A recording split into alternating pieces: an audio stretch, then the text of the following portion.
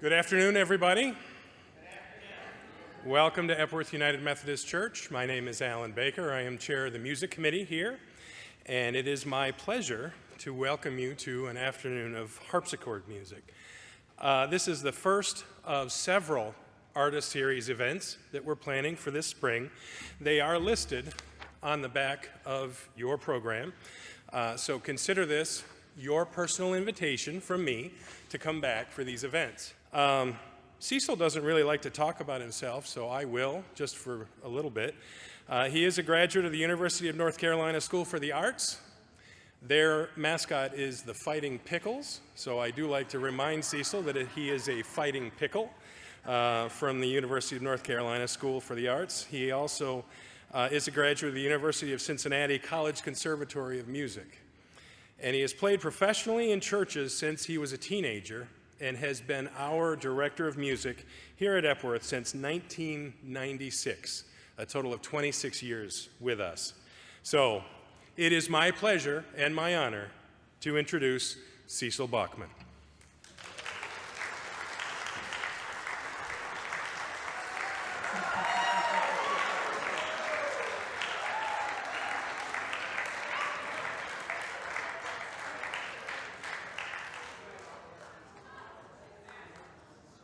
Now, usually for these concerts, I wear all black with my Jerry Garcia tie, because I love my Jerry Garcia tie.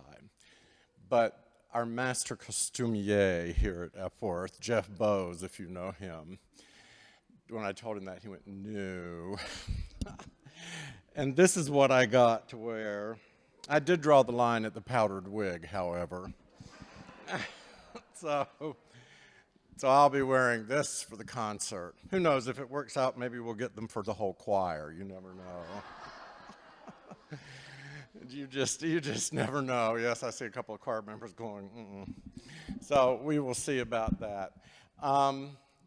So most of the music that I am playing today, of course, is from the 16, 17, and 16 and 1700s. The harpsichord never entirely died out. There were a very few composers, even in the 1900s, that wrote some music for it. And in the 20th century, it made quite a comeback. I'm not going to be playing any 20th century music for you today, but there have been quite a number of 20th century composers who have written music for the harpsichord. The harpsichord that Judith gave for us, and she gave this harpsichord to us, as you can see on the front, in memory of her parents, James Robert and Dolores Marie Wilkinson. And we are actually only the third owners of it. It was built in 1984 by William Dowd. William Dowd was one of the most important harpsichord builders in the mid to third quarter of the 20th century. He died in 2006. And he was one of the first builders that built harpsichords on historical models. All reputable harpsichord builders now build harpsichords based on some sort of historical model. So if you're looking for a harpsichord, you would look for one that's like a Flemish double or a German single or double based after Mietka or Rutgers or something like that. And this instrument, however, is just a little bit different because the man he built it for had a couple of specific things he wanted. For one thing, he wanted it built out of this bird's eye spruce. The bird's eye business just has to do with the stuff on the outside that looks like bird's eye. That's not the actual name of the tree. But it causes the sound to be just a little bit different. I would have to say it's probably really based on a Flemish double model, which is a French model, which is very popular. It has 3 sets of strings. It has 2 8-foot strings, and that just simply means that it's like a piano. The piano is based on an 8-foot set of strings, so middle C, A440 is an 8-foot. And then there's a second set of 8-foot up here. And then you have a 4-foot set of strings, which is just an octave higher. And so if you add that to all it does is just add a little brilliance. And then you can couple the manuals together by pushing that in, and you get this sound, which is the loudest sound the instrument will make. And then it also has what they call a buffer, and that's this up here. You push that over, and it creates a lute-like sound. So those are all the sounds that you can make with this particular harpsichord. And actually, this is quite a big harpsichord of its type. It's just a little over 7 feet long. So it's actually longer than our piano. Our piano is only about 6.5 feet long. But of course, it doesn't make near the sound that a piano does. Modern pianos are built to make huge sounds. Their strings are strung. Each note, until you get to the bass, has 3 strings, and it's strung over an iron board and has a very heavy sounding board. And that's what modern pianos, that particular kind of machine didn't really come about until about the end of the second quarter, middle of the 1800s. Even Chopin didn't really play a piano that was quite like that, and it's become quite fashionable to have Chopin competitions on pianos that Chopin would have played. You can listen to them on YouTube. Musicians are weird, and so this is actually quite a sizable thing. The only larger kinds of instruments you have is sometimes they'll have 16-foot strings, which is an octave below the 8, and you will sometimes have pedal harpsichords that have pedals on them, because in Bach's day, there's no electricity, so they had to practice their organ pieces on pedal harpsichords at home, because you weren't going to get somebody to go pump the organs at church in the middle of a cold German winter. So that's kind of how all that happened. And this particular instrument was built by William Dowd in 1984. You can find anything you want to about William Dowd by going to the Smithsonian, because all his papers are held in the Smithsonian Institution. He restored a lot of the actual historic instruments that the Smithsonian houses. And so when he died, all of his papers went to the Smithsonian. I did try to look some of them up. You can look them up and read them if you want to. When I was at the art school, yay, fighting pickles, there was no such thing when I went there. I graduated in '85. They didn't get the pickle till 1992. Again, really.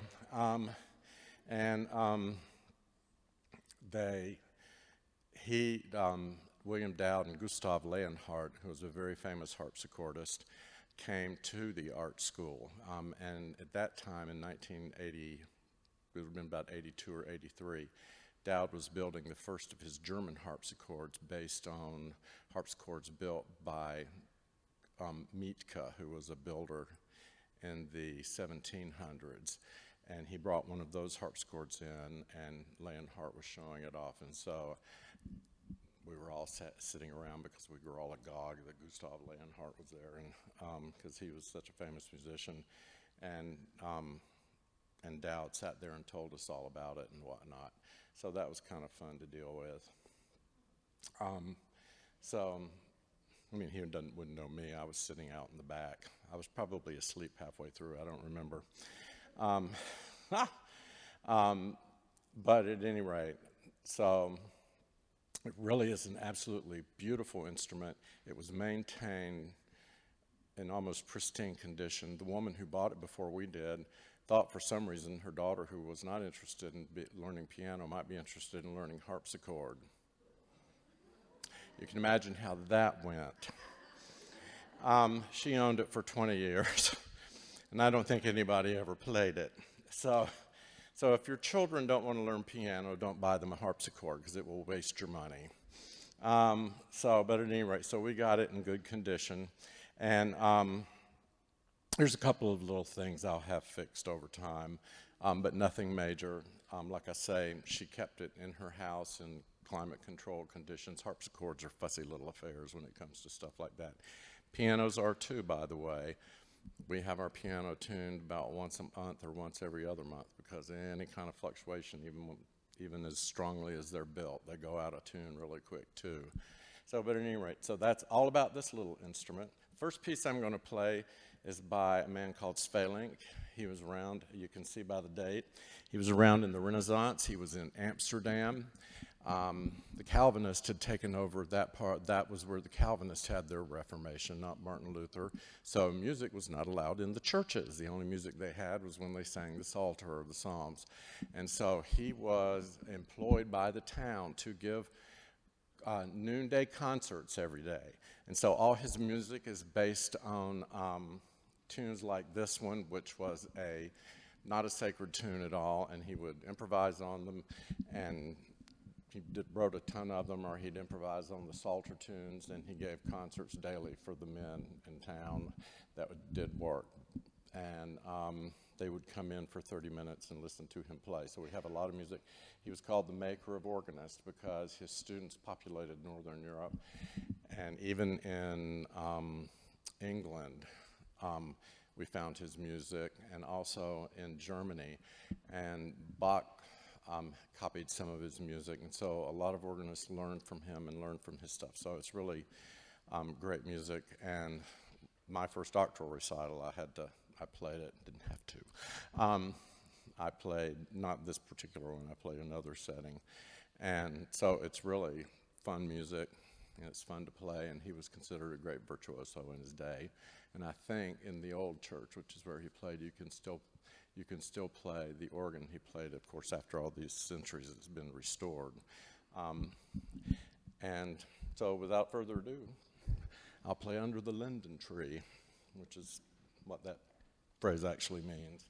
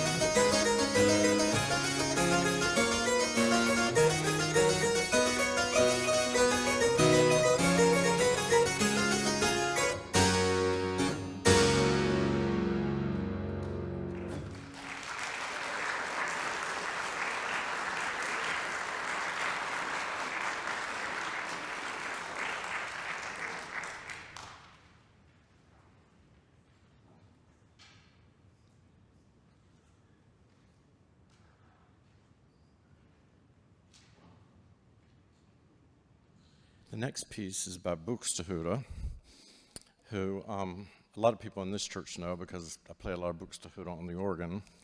And actually, this is an organ piece mostly. I mean, most organists play it.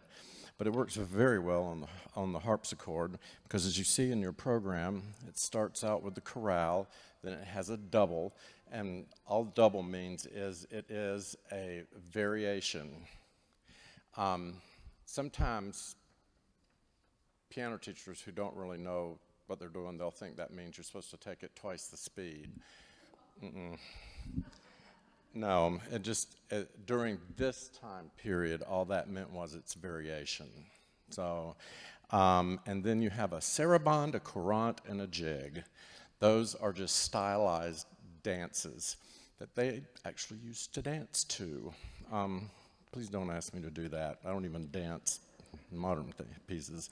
A sarabande is usually just a slow dance. And as a general rule at this time period, the accents it's usually in 3/4 or some sort of triple meter with the accent on the second beat. And then, of course, a courant is a slightly faster thing and usually has dotted rhythms. And a jig, now this is not a jig like you're going to see a river dance hopping all over the place about, which is fine. That's fascinating to watch. This is more, it's a relatively fast piece, and it is a jig, but it's a court dance is what it is. And during this time period, all composers wrote suites or partitas that use this kind of format. And as a general rule, they didn't do it for church pieces. It was for concert pieces. But here Buxtehude uses it for a setting of a hymn. And generally, people play it on the organ, but it works quite nicely for the organ, so I'm using it here.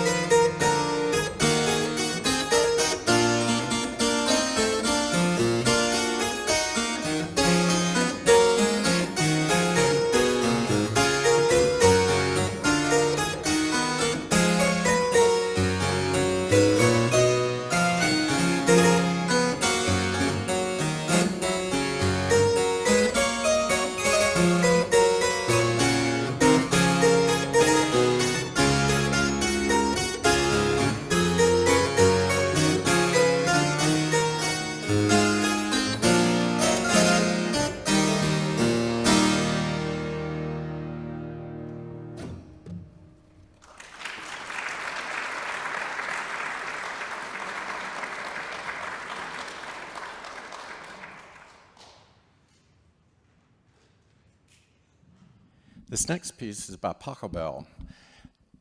And now all we think of usually is the Pachelbel canon, which is actually an extremely lovely piece if you've never just heard the piece as Pachelbel wrote it.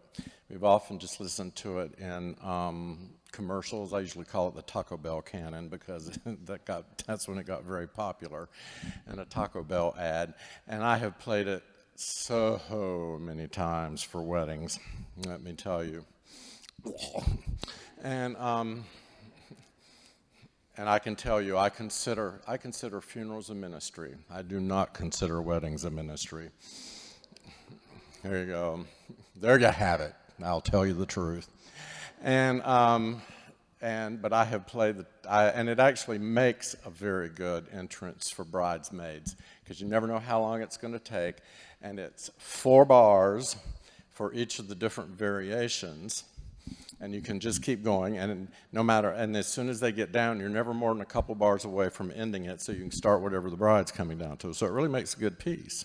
Now, I tell you that because in this piece, it's the same sort of thing. It's 4 bars of the repetition of the chaconne, and a chaconne is nothing more than a variation on a bass, like a passacaglia, if you know what a passacaglia is. And passacaglia and chaconne, by the time Buxtehude and Bach are writing, were pretty much interchangeable. And so you're getting 4 bars of things, and then you repeat the 4 bars, and you move on to the next repetition. And by the end of it, you will almost be able to sing what the chaconne is, because you'll just hear it repeated over and over again, while Pachelbel varies things over it in the hands, or sometimes even in the bass. So that's what this is, and they were very popular ways of making music. And Pachelbel, for that matter, wrote hundreds of pieces of music, and they are all just wonderful. And some of his children turned out to be musicians too. And so if you're interested in that kind of music, you should explore more than just the canon, as beautiful as it is.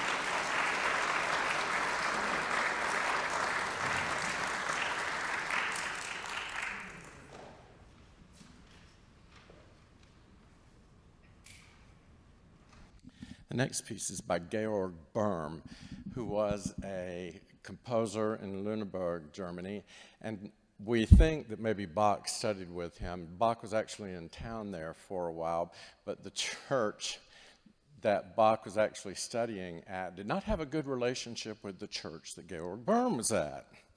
Things never change. And so it would have been difficult for Bach to study with Böhm, but we know that at least that Bach copied a lot of Böhm's music. And Böhm wrote a lot of partitas based on Lutheran chorales, and Bach did a lot of the same, and a lot of them, some of the early ones of Bach were in the style of Böhm, so we know that he was aware of his style at least. The piece that I'm playing by Georg Böhm is actually for the harpsichord. Organists, of course, have taken it over, as we're apt to do. I've played it on the organ here at church, but it actually is for harpsichord. The prelude is actually a dramatic sort of thing. It's just big chords, just repeated over and over again, and then a fugue, and then a postludium. Now, it's not a postludium like a church thinks of a postlude, some sort of big fabulous affair to get you out to go eat your chicken or roast. It's a postlude in the sense that it's the end of the piece. And now here's your other useless music history lesson of the day. It's something called the stile brisé, which is just broken chords that run together.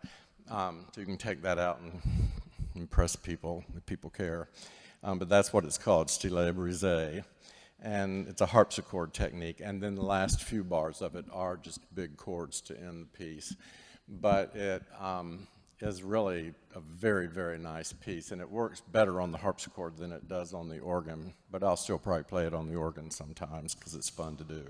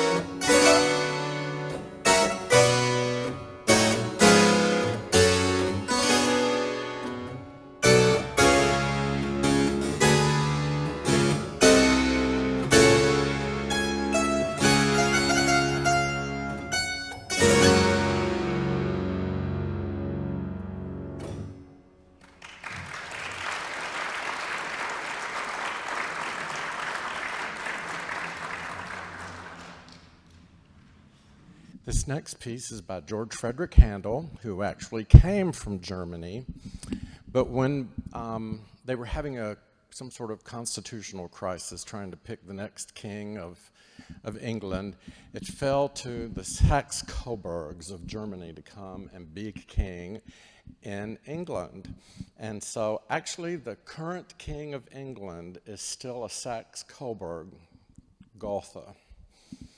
But his great-great something grandfather decided during World War I that he needed, or during, yeah, I think it was, that he needed to change it to something that sounded more English. He changed it to Windsor. So now they are the Windsor Mountbattens, but they are still Saxburg Gothas because, and they are actually related all the way back. They've always traced their line all the way back to, you know, they can go back 1,000 years or something to Ethelbert or something, I don't know. I used to follow all that. But they are still related to those German kings. And so Handel worked for the person who came over, and so they brought Handel over to England. And ever since then, everybody thinks Handel is an English composer. But he's not. He's German, and he came to England and spent most of his life, came over I think in 1722 and spent the rest of his life till 1759 in England. And so he became a famous keyboard player, a famous organist. He wrote, of course, The Messiah. He wrote lots of oratorios. He did all sorts of things. Died a very wealthy man. He was a good businessman. He was not one of those musicians who died of starvation. You know, there's always this thing that musicians died of consumption at the keyboard. That was Chopin. And, but no, not Handel. He died a very wealthy man and was very well respected by the people of England and by the kings and the queens. And so this is one of a group of fantasies that he wrote for the keyboard. I played it today for the offering in church. And so there you have it. It's Handel. What can I say about him?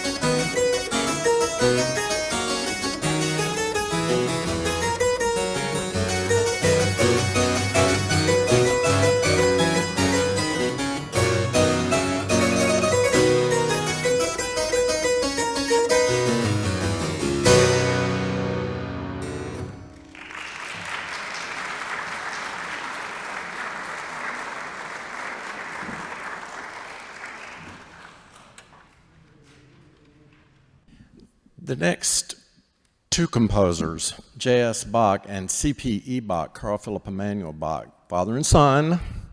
The 5 pieces I'm playing by Bach are 5 short preludes. Of course, harpsichordists are almost like organists. You can't get out of playing Bach. They're very beautiful, small pieces. And then the C.P.E. Bach piece is a much bigger piece. C.P.E. Bach departed from his father in many ways. He was sort of in between the Baroque and the classical period. And he was a part of something called, and he wrote much keyboard music and much instrumental music. He was admired greatly by Mozart and by Haydn and and Beethoven. And in fact, he was almost a complete contemporary of Mozart. He was part of something called the Infansenderstille, or the Sturm und Drang, which was actually started out as a literary movement. The most famous literary person that you might know that was considered part of that is Goethe.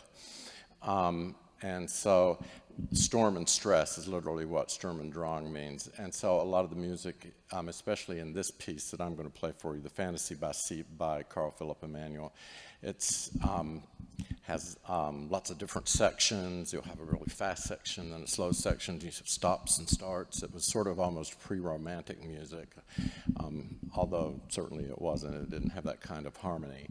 And so a lot of his music was founded on that. He wrote very little organ music. There is some organ music that he wrote. The organ had kind of passed on in style. And he wrote for the court, as did his father, of course, and he wrote a lot of instrumental music, and he wrote a lot he did write for the harpsichord, and he wrote for the clavichord, and he was starting to write the forte piano was coming really into vogue then. It was not anything at all like what we think of as the piano.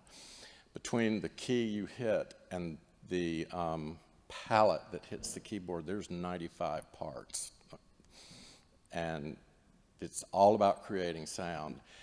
Basically, the forte piano was sort of just a step above the harpsichord. And so it was just a way to have something that you could make crescendos and decrescendos on. I can't I can hit that harder all day long, and it's not going to make a louder sound, because the jack in it has a plectrum that just plucks the string, kind of like you're plucking a guitar string, and I can't make it pluck the string any harder. Eventually I'll break the key if I hit it hard enough, but it's not going to make the key sound any louder. So they wanted instruments that they could do that kind of thing on. So you'll hear his style, though, in this piece. So without further ado, Bach and Bach.